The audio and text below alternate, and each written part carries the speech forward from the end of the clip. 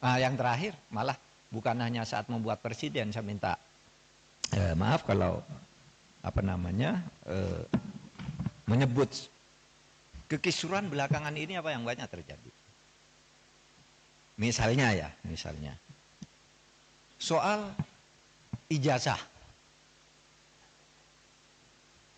Soal ijazah presiden ribut sampai sekarang, masif sekali gerakannya. Itu apakah tidak bisa ditangkal agar tidak sampai terjadi suatu saat hal-hal seperti itu? Soal ijazah presiden asli itu apa tidak, itu pelanggaran hukum atau pelanggaran etik? Ini sebenarnya tidak akan terjadi soal pelanggaran itu kalau undang-undangnya ketat, mengatur, mengantisipasi agar itu tidak terjadi, dan kalau terjadi apa akibatnya. Misalnya kasus ijazah Pak Jokowi yang sekarang ini, saya ikut bicara sebentar kemarin. Saya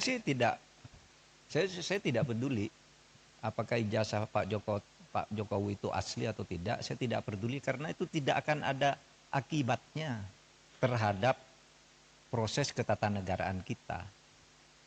Dalam arti begini, taruhlah misalnya betul tuh ijazah Pak Jokowi palsu misalnya. Lalu ada yang mengatakan gini, kalau betul ijazah Pak Jokowi palsu, maka seluruh keputusan-keputusannya selama menjadi presiden itu batal, tidak sah. Saya bilang enggak lah. Apa hubungannya? Itu kan hukum tata negara. Kalau pidana iya. Pidananya bisa. Kalau terjadi pemalsuan, itu karena kebohongan. Kebohongan publik karena pemalsuan.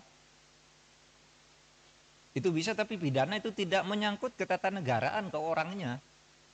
Kalau ketatanegaraan misalnya pengadilan memutuskan hari ini, presiden kemarin ijazahnya palsu, maka semua keputusan jasa ya bubar negara ini. Undang-undang pemilu dia yang buat, pemilunya udah selesai, yang tanda tangan tuh presiden, apa tidak sah? Yang mengangkat hakim-hakim tuh tanda tangannya presiden, hakim MA. Apa putusannya batal semua?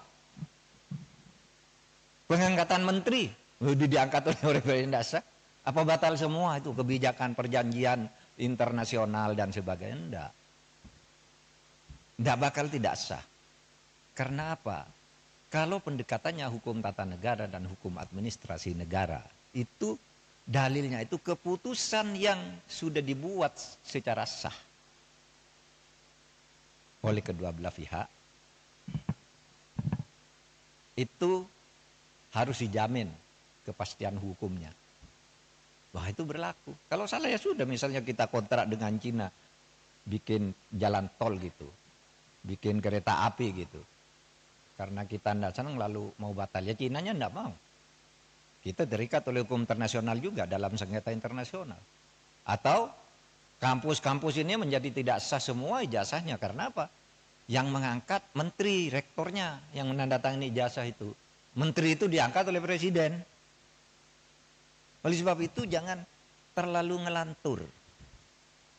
Bicara keabsahan ijazah presiden kok dibilang lalu keputusannya tidak sah. Karena saya mengatakan begini, ini ada aja yang nanggapi.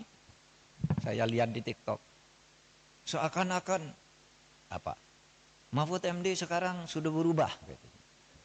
Sudah mendukung Pak Jokowi. Dia mengatakan bahwa kalau ijazahnya Pak Jokowi palsu, keputusannya tidak batal. Lah iyalah, bukan karena mendukung, memang begitu. Coba, teori apa yang bisa menyatakan itu? Kecuali pidana ya. Kalau pidana personal, bukan pada keputusan ketatanegaraannya. Iya, saya bilang.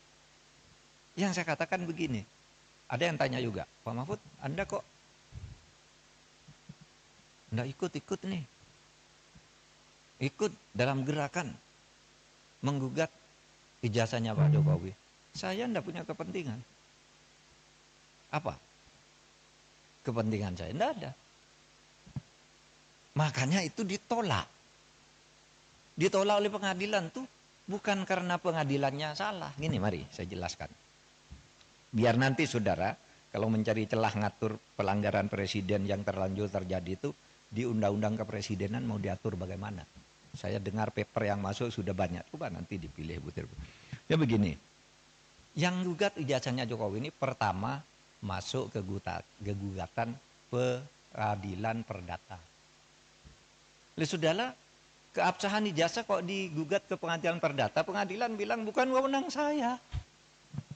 Jadi benar pengadilan itu bilang, NO saya tidak dapat nerima ini karena bukan wewenang. Tugas pengadilan itu bukan mencabut ijazah. Terus apa dong? Lagi pula, kalau perdata itu ya seperti teorinya perdata itu yang menimbulkan hak dan kewajiban.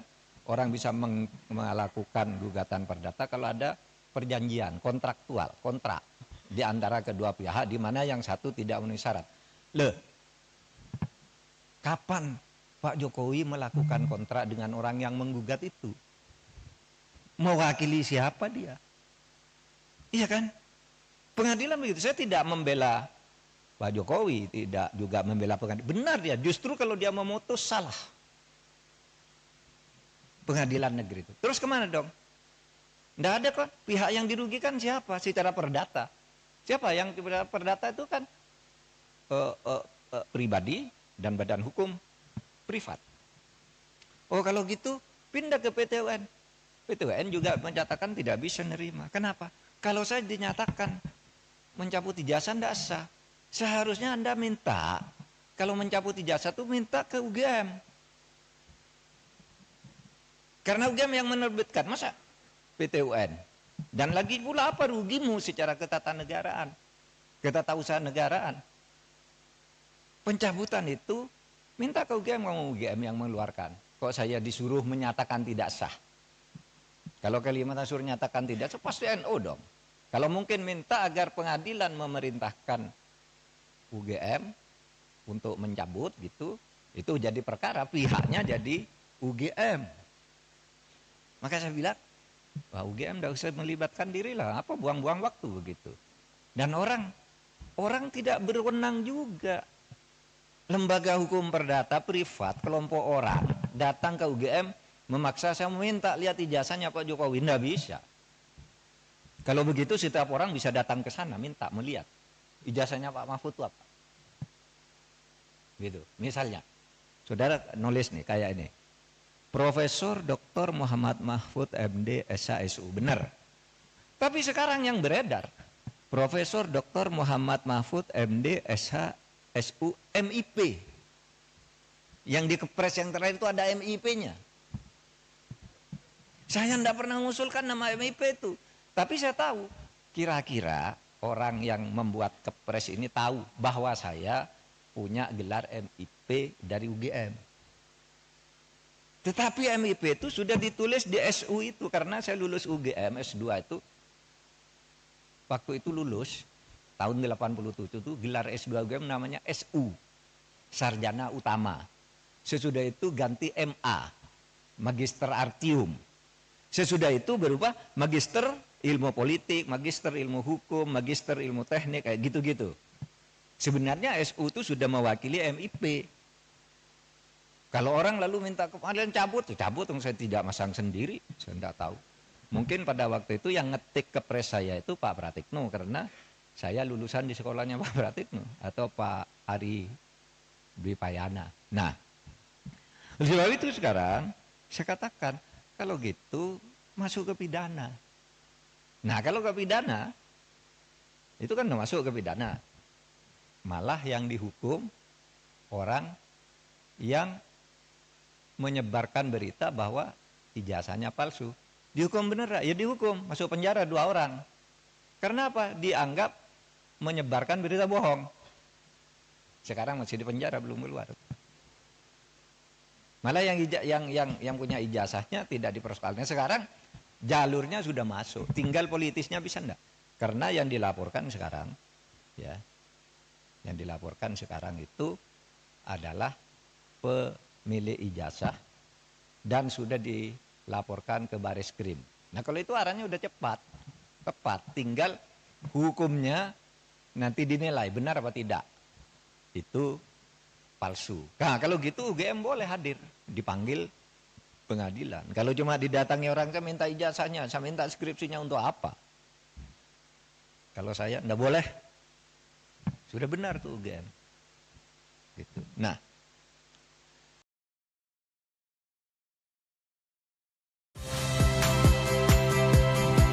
saya Cynthia Rompas. Saksikan program-program Kompas TV melalui siaran digital, pay TV, dan media streaming lainnya.